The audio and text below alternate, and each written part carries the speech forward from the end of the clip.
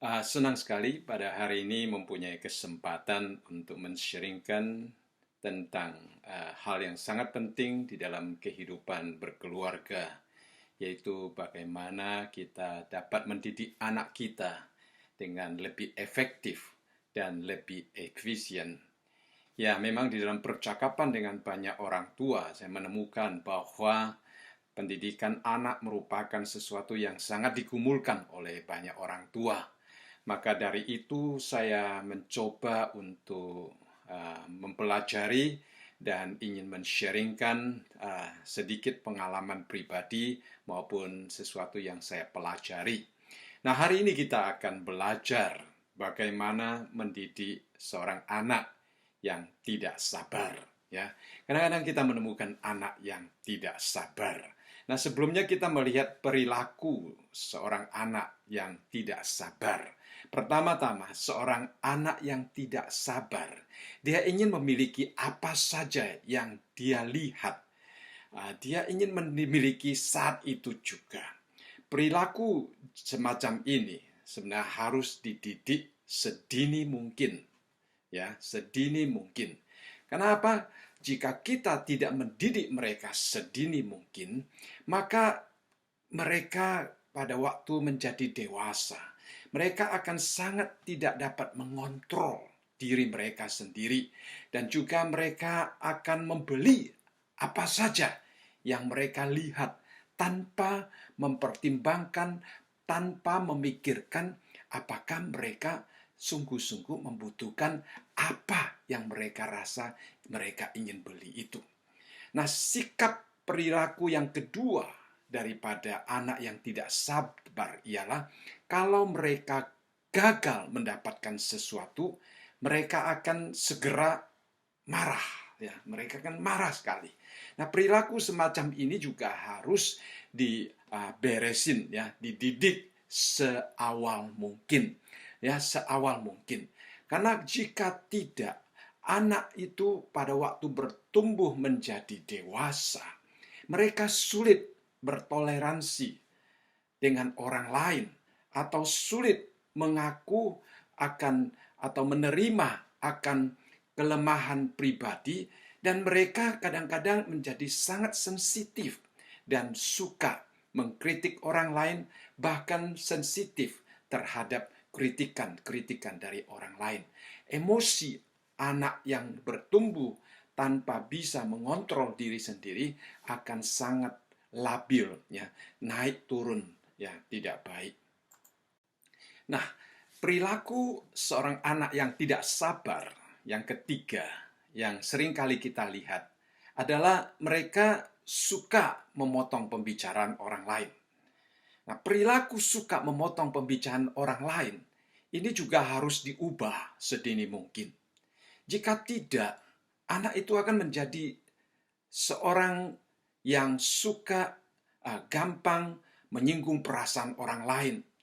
Mereka hanya ingin mengutarakan pendapat diri sendiri, dan mereka juga mudah membuat orang-orang yang ada di sekitarnya kurang leluasa di dalam berkomunikasi ataupun di dalam percakapan. Dan perilaku yang keempat yang sering kali kita lihat dari seorang anak yang tidak sabar adalah mereka melakukan segala sesuatu menurut keinginan dirinya sendiri. Ya, perilaku yang hanya berpusat pada diri sendiri ini juga harus diubah sejak dini.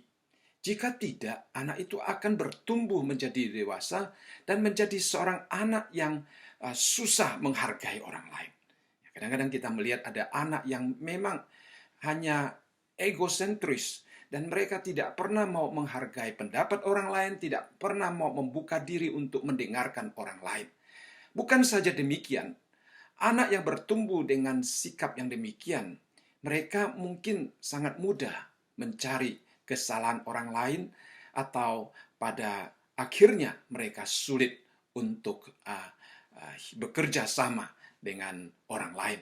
Nah, ini merupakan hal-hal yang tidak baik bagi anak tersebut di kemudian hari. Nah, para orang tua sekalian, apakah Anda di dalam kehidupan berkeluarga ataupun di dalam kehidupan bersosiety ini pernah bertemu dengan anak yang tidak sabar. Ya. Apa yang dapat kita lakukan jika kita berhadapan dengan anak yang tidak sabar itu? Bagaimana kita dapat menolong mereka? Bagaimana kita dapat memberikan pengaruh-pengaruh yang positif di dalam hidup mereka atau menolong mereka berubah? Ya. Seperti yang kita katakan tadi, salah satu perilaku daripada seorang anak yang tidak sabar adalah mereka gampang marah. Dan bukan hanya mereka gampang marah, bahkan kadang-kadang sikap yang demikian mempengaruhi sikap orang tua menjadi sangat emosi ataupun sangat gampang marah juga. Nah, sekali lagi, bagaimana caranya kita dapat melatih anak kita untuk belajar bersabar atau belajar menunggu sejenak? Ya, mereka seringkali tidak mengerti apa yang dimaksud dengan tunggu sebentar. Ya. Kalau kita melihat anak-anak kecil, kalau kita berkata tunggu sebentar, kadang-kadang mereka pengertiannya adalah mereka ditolak. Nah, mari kita mulai dengan bayi yang tidak sabar menunggu. Ya, kita mulai dengan seorang bayi yang masih belum bisa mengekspresikan apa yang mereka inginkan. Biasanya mereka hanya dapat mengekspresikannya melalui menangis. Ya, sehingga kita mengalami kendala dalam komunikasi dengan mereka. Itulah sebabnya mendidik anak atau seorang bayi yang tidak sabar itu tidak gampang. Ya, tidak gampang. Tetapi ini merupakan kunci yang sangat penting yang nantinya akan mempengaruhi perkembangan anak pada waktu mereka bertumbuh menjadi dewasa. Apakah mereka akan menjadi seorang yang memiliki kesabaran yang tinggi ataukah mereka menjadi seorang yang sangat amat tidak sabar. Para penyelidik mengatakan bahwa anak yang berumur 3 bulan, 3 bulan sebenarnya sudah bisa mulai dididik, menguasai diri, dan menahan diri. Ada 3 cara yang saya rasa baik di dalam mendidik seorang bayi yang berada di bawah umur 2 tahun supaya mereka belajar bersabar. Pertama-tama kita memakai bahasa isyarat dengan sang bayi itu. Apa yang dimaksud dengan memakai bahasa isyarat kepada sang bayi? Ya, mungkin pertama-tama kita bisa mengangguk-anggukkan kepala atau isyarat dengan tangan sambil memberitahu bahwa kita mengerti dan kita sudah sedang menyediakan atau memenuhi permintaan atau kebutuhan daripada sang bayi. Ya, kita mungkin berkata, baik, sebentar lagi saya datang. Ya, tetapi tidak perlu langsung memberi apa yang diinginkan. Ya, kita berusaha menenangkan hatinya terlebih dahulu dengan isyarat-isyarat tersebut. Setelah itu baru memenuhi keinginannya. Dan yang paling penting bagi orang tua adalah kita sendiri jangan menjadi gelisah. Ya. Karena kalau kita menjadi gelisah, bayi itu sangat sensitif. Dan dia akan merasakannya. Dan hal itu malah akan membuat sang bayi akan menjadi lebih gelisah, lebih marah, dan lebih tidak sabar. Ya, jadi ketenangan hati orang tua dalam menghadapi bayi yang tidak sabar itu merupakan kunci yang sangat penting juga. Ya. Yang kedua, kita dapat mengalihkan perhatian daripada sang bayi. Ya. Dia meminta sesuatu, tetapi kita mencoba untuk mengalihkan perhatiannya. Jangan berhenti hanya pada permintaan atau keinginan yang tidak tercapai oleh sang bayi itu. Kita juga jangan berusaha menasihati dia. Mengapa tidak mau tunggu sebentar? Atau menjadi marah kalau dia melemparkan sesuatu sebagai ekspresi bahwa dia tidak sabar menunggu. Karena kalau kita mencoba menasihati atau mengoreksi atau memarahi dia, dia akan menjadi lebih tidak dapat mengontrol emosinya. Kalau kita mencoba berdalih dengan seorang bayi di bawah umur 2, saya rasa ini adalah cara yang sangat tidak logis dalam komunikasi yang sehat dengan seorang bayi. Khususnya bila bayi kita sedang dalam keadaan tidak sabar menunggu. Ya, jadi kita boleh mencoba mengalihkan perhatiannya dengan menunjukkan sesuatu yang lain, atau dengan cara menyanyikan sesuatu lagu yang dia sukai, atau memutarkan lagu, atau menolong dia untuk memainkan permainan yang lain yang lebih gampang didapatkan oleh dia. Jadi itu akan menolong bayi kita menjadi tenang atau membawa dia keluar daripada keadaan yang sedang beremosi itu. Sehingga dengan hati yang tenang, bayi itu lebih gampang diajak berkomunikasi. Dan ketiga, kita menjawab dia, tetapi kita tidak perlu segera memuaskan apa yang dia inginkan. Ini juga salah satu cara untuk melatih supaya bayi kita belajar menunggu. Misalnya, jika anak ingin digendong, ya, kalau saya akan berkata kepadanya, ada apa? Mengapa harus sekarang? Ya, mengapa harus menggendong sekarang juga? Atau kalau dia ingin mendapatkan sesuatu, jika dia bisa menunjukkan kepada kita, kita boleh mengatakan, tunjukkan barang itu kepada saya. Mungkin dia akan berusaha menunjukkan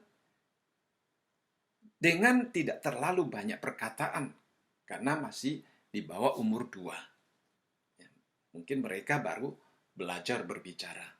Tetapi itu akan menolong bayi itu tidak terpaku kepada emosi atau ketidaksabarannya.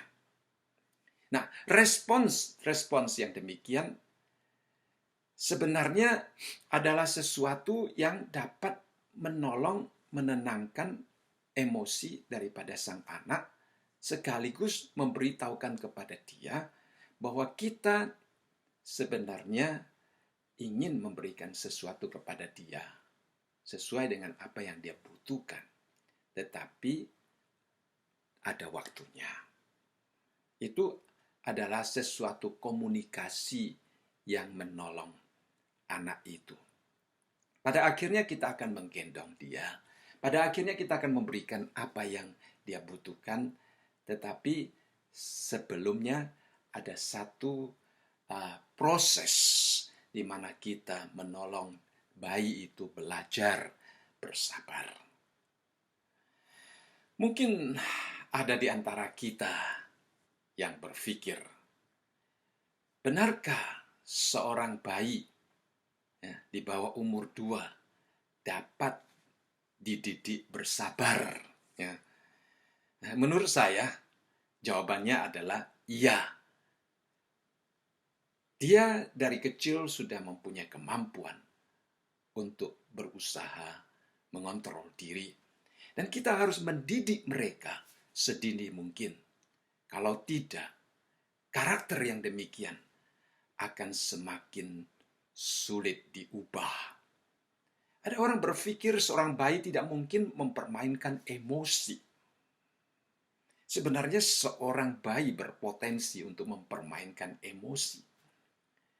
Seorang bayi yang mampu mempermainkan emosinya adalah bayi yang normal. Itulah sebabnya sebagai orang tua kita harus, ingat, kita harus memelihara ketenangan hati kita. Karena di satu sisi, seorang bayi berusaha untuk menunjukkan emosinya. Di lain sisi, sang bayi juga sedang memantau, bahkan menjiplak cara kita mengontrol emosi kita. Jadi kalau kita menjadi tidak sabar atau kalau kita menjadi bingung, gelisah, itu juga yang akan mempengaruhi emosi daripada bayi kita. Nah, setelah kita memberikan dia respons, barulah kita memenuhi apa yang dia inginkan. Ya, misalnya menggendong dia atau memberikan mainan yang tadi dia tunjuk, ataupun membawa dia ke satu tempat yang dia inginkan. Nah, semuanya itu akan menolong dia mengerti bahwa kita mengerti dia, kita ingin memberikan kepada dia, tetapi harus belajar bersabar. Ya, harus belajar bersabar. Nah, ini merupakan cara yang baik untuk mendidik anak kita, supaya dia belajar bersabar dan juga belajar berkomunikasi dengan baik. Walaupun tidak terlalu banyak kata-kata yang dapat mereka ucapkan, tetapi dengan isyarat, dengan gerak-gerik, dan dengan menunjukkan sesuatu kepada bayi itu, maka kita akan memberikan kepada dia suatu pendidikan yang sangat penting tentang hal berkomunikasi. Dengan kata lain, bahwa seorang bayi dari sejak kecil, mereka sudah bisa belajar bagaimana berkomunikasi dengan bahasa isyarat. Ya. Jadi 3 cara yang sangat baik untuk mendidik seorang bayi belajar bersabar adalah: pertama, dengan tenang kita memberikan bahasa isyarat supaya mereka juga belajar tenang, mengalihkan perhatian dia, dan juga memberikan respons tetapi dengan hati yang tenang dan meminta dia sedikit waktu sebelum kita memuaskan apa yang dia inginkan. Nah, jika kita semakin gelisah, bayi kita juga akan ikut gelisah. Jadi 3 cara itu adalah cara yang harus diekspresikan, disampaikan dengan sikap yang tenang. Dengan sikap yang tenang. Dengan demikian, keadaan emosi, baik orang tua maupun bayi, menjadi sangat stabil. Dan itulah sebabnya kita sungguh-sungguh, ya sekali lagi saya selalu menekankan hal ini, sebagai orang tua, kita harus sungguh-sungguh dapat mengontrol akan keadaan hati kita, akan ketenangan kita. Kita harus belajar sabar kalau kita ingin mendidik bayi kita menjadi bayi yang sabar. Selanjutnya, untuk anak yang berumur 2-4 tahun, mungkin kita akan mendidik mereka belajar bersabar dengan cara yang berbeda. Anak yang berumur 2-4 tahun biasanya lebih dapat mengekspresikan keinginannya karena mereka sudah bisa mengucapkan kata-kata yang lebih baik. Nah, satu hal yang mungkin kita perlu perhatikan adalah anak yang berumur 2-4 tahun, mereka lebih gampang berfokus kepada diri sendiri dan ingin melakukan segala sesuatu dengan cara dirinya sendiri. Dengan kata lain, mereka dari umur yang demikian sudah mulai belajar untuk mengontrol orang lain. Oleh sebab itu, dalam mendidik anak-anak yang berumur 2-4 tahun, pertama-tama kita harus memberitahukan kepada mereka satu goal yang konkret. Ada satu tujuan yang jelas. Satu hal yang perlu diingat, jangan berkata pada anak-anak yang berumur 2 sampai 4 tahun, tunggu sebentar. Mereka tidak akan mengerti. Bahkan kalau mereka mendengar kita berkata, tunggu sebentar, pengertian mereka, ya, pengertian daripada seorang anak yang berumur 2 sampai 4 tahun adalah bahwa kita tidak mengizinkan atau tidak memberikan apa yang mereka inginkan.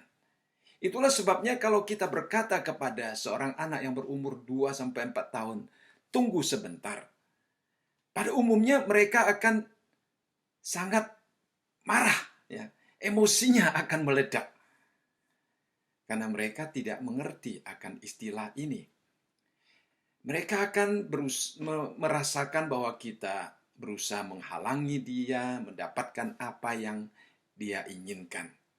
Jadi bagi anak yang berumur 2 sampai 4 tahun, kalau mereka mendengarkan tunggu sebentar, apa yang mereka dengar di telinga mereka adalah tidak boleh. Ya, saya tidak akan memberikan apa yang kamu inginkan. Jadi cara yang paling cocok untuk anak yang berumur 2 sampai 4 tahun adalah memberitahu mereka sasaran atau goal yang konkret. Misalnya ya, kalau seorang anak sedang bermain balok, dia memasang-masang balok, kemudian balok itu jatuh, ya, lalu dia mencoba lagi, lalu mungkin sulit lagi, lalu dia akan menjadi sangat emosi, sangat marah, ya. Nah, dalam menghadapi anak yang demikian, mungkin kita mencoba memberitahukan kepada dia bahwa tujuan memasang balok adalah supaya dia dapat melihat sesuatu yang indah setelah selesai memasangnya. Jadi mengalihkan perhatiannya pada balok yang atau tujuan yang dia ingin usahakan supaya tercapai. Ya, dengan kata lain, kita menolong anak yang berumur 2 sampai 4 tahun itu belajar ya untuk sesuatu konsep proses yang kita perlu mengalami proses untuk mencapai tujuan yang ingin dicapai atau menolong mereka mempunyai suatu kesabaran, daya tahan atau komitmen di dalam melakukan apa yang sedang dia lakukan sehingga sasaran itu dapat tercapai. Jadi dengan memberitahukan kepadanya suatu sasaran yang konkret, itu akan menolong anak itu lebih berfokus kepada sasaran itu dan akan menolong dia mempunyai satu hati yang tidak terlalu terpengaruh dengan prosesnya. Kedua, terhadap anak yang berumur 2 sampai 4 tahun, pada umumnya kita menjawab iya, boleh terlebih dahulu, baru kemudian kita memberitahukan kepada mereka apa yang tidak bisa, ya. Nah, seringkali kita memutarbalikkan akan susunan atau langkah-langkah ini. Seringkali kita berkata tidak boleh terlebih dahulu. Lalu kita lupa memberitahukan kepada mereka apa yang boleh mereka lakukan. Ya, sebenarnya yang paling baik adalah kita memberitahukan kepada mereka boleh ya, ini boleh, itu boleh ya. Lalu bagi anak yang tidak sabar, pada waktu mereka mendengar boleh, emosinya akan lebih redah. Tetapi sebaliknya, kalau mereka mendengar kita mengatakan tidak boleh terlebih dahulu, maka emosinya akan mungkin meledak ya. Mereka akan sangat marah dan mereka akan menutup telinga mereka untuk mendengarkan apa yang akan kita katakan selanjutnya. Jadi untuk menenangkan anak yang tidak sabar, pertama-tama kasih tahu dia, oke, boleh, ya. Baru pelan-pelan kasih tahu dia, oh yang ini sebenarnya tidak terlalu baik untuk kamu, yang ini mungkin bukan sekarang, ya, yang ini yang menguntungkan, yang berguna bagi kamu. Ya, itu akan menolong anak itu lebih bisa berkomunikasi dengan kita. Karena kita membuka telinganya terlebih dahulu dengan kata boleh, sehingga dia mau mendengarkan kata-kata kita. Komunikasi kita menjadi jalan, ya, dan sehingga kita dapat menolong anak itu untuk melakukan sebenarnya apa yang sungguh-sungguh berguna bagi dia. Ya. Nah, yang ketiga, kita menolong mereka merealisasikan atau mengutarakan kebutuhan mereka ya yang terkandung di dalam hati mereka. Walaupun anak yang berumur 2 sampai 4 tahun sudah mulai bisa mengutarakan dengan kata-kata, tetapi satu hal yang harus kita ingat bahwa mereka masih belum bisa mengutarakan kebutuhan hati mereka dengan jelas. Khususnya pada waktu mereka dalam keadaan gelisah atau tidak sabar. Dan kalau mereka tidak dapat mengutarakan dengan jelas dan kita tidak dapat mengertinya dengan jelas, maka itu akan membuat mereka lebih emosi. Itu akan membuat mereka lebih tidak sabar. Mereka akan lebih gelisah. Jadi kita perlu menolong mereka mengutarakan apa yang ada di dalam hatinya dengan jelas. Misalnya kita tanya kepada anak itu, "Oh, yang kamu maksudkan adalah mainan ini ya?" Atau yang kamu maksudkan adalah kamu mau makan yang ini, atau mau makan yang itu, atau pergi ke sini, atau mau pergi ke situ. Nah, dengan demikian akan menolong dia memberikan respons kepada pertanyaan kita sehingga apa yang akan dia katakan itu kita bantu ya supaya menjadi jelas dan mereka akan merasa bahwa kita sungguh-sungguh mengerti dia. Nah, kalau mereka merasa kita mengerti dia, maka komunikasi kita dengan anak itu menjadi terbuka ya, menjadi terbangun dan kita dapat menjalankan komunikasi selanjutnya dengan lebih baik ya. Baiklah, untuk anak yang berumur 4 sampai 6 tahun ya, untuk anak yang berumur 4 sampai 4 tahun, ini merupakan momen-momen yang sangat penting untuk mengajar mereka tentang pengendalian dan pengontrolan diri.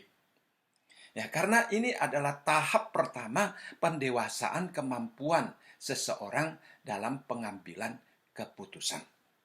Pertama-tama, mungkin kita dapat mengajar mereka dengan syarat mengangkat tangan. Ya. Artinya, siapa yang mau berbicara harus mengangkat tangan atau meminta sesuatu dengan mengangkat tangan terlebih dahulu. Nah, hal ini berguna sekali karena di satu sisi bisa menolong anak itu menunda sedikit apa yang dia inginkan. Jadi dia mengangkat tangan itu boleh menunda dia. Nah, dengan menunda dia di sisi lain boleh menolong anak itu sekali lagi memproses atau berfokus kepada apa yang dia inginkan. Mungkin dia mulai berpikir, apakah saya benar-benar menginginkannya? Apakah ini sungguh-sungguh menginginkan saya, mengharuskan saya untuk mengangkat tangan dan meminta atau menyampaikan sesuatu. Nah, itu akan menolong dia untuk lebih tenang sebelum dia berbicara. Dan yang kedua, ya kita bersama-sama dengan anak itu memikirkan solusinya. Ya, pada waktu mereka sedang gelisah atau tidak sabar. Ya, kata-kata daripada orang tua misalnya, "Mari papa mama bantu ya. Nah, kita pikirkan jalan keluarnya bersama-sama ya." Nah, kata-kata yang demikian adalah kata-kata yang sangat menghibur dan akan sangat membantu anak menenangkan hati mereka. Ya, karena mereka merasa kita berada di sampingnya. Nah, selanjutnya dengan berkata demikian, kita menuntun anak kita kembali kepada tingkat kecepatan yang benar. Artinya apa? Artinya kalau kita bisa mengajak mereka untuk kembali kepada emosi yang normal, maka mereka tidak akan gelisah, tidak akan tergesa-gesa, dan komunikasi kita dengan dia akan lebih baik. Dan kita bersama-sama dengan anak itu menolong dia menyelesaikan masalah yang sedang terjadi. Nah, yang ketiga, kita dapat juga memberikan hadiah kepada anak yang mampu menanti. Itu adalah suatu dorongan, itu adalah suatu hal yang dapat memberikan dorongan kepada anak itu untuk belajar menanti. Karena dengan demikian anak itu akan merasa apa yang dia lakukan itu sungguh-sungguh berarti bagi dirinya sendiri. Ya. Misalnya kita katakan, kalau kamu bisa menunggu sampai masakan mama bisa ditinggal, baru mama berikan apa yang kamu inginkan, maka ya nanti kamu kalau kita jalan-jalan ke supermarket atau ke mall-mall, kalau kamu membutuhkan sesuatu, mungkin dengan harga tertentu, mama belikan. Ya. Jadi dengan cara yang demikian, anak itu juga boleh dilatih belajar bersabar, supaya dia tahu bahwa belajar bersabar itu menguntungkan dirinya, berguna baginya, dan seorang anak kalau dapat melihat sesuatu yang mempunyai arti bagi dia atau menguntungkan dirinya, maka dia akan berusaha untuk belajar. Ya. Kalau tidak, dia mungkin menganggap itu hanya permainan orang tua. Ya, orang tua hanya ingin menunda-nunda saja. Tetapi kalau dia melihat bahwa dengan menunggu, dengan melewati proses tersebut akan juga mendatangkan faedah bagi hidupnya, maka dia akan bersedia belajar.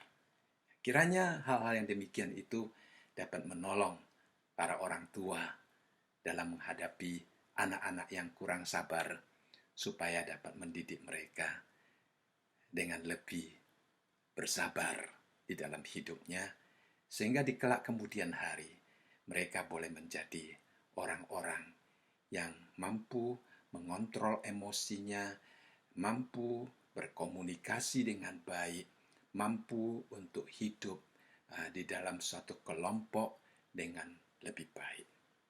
Terima kasih.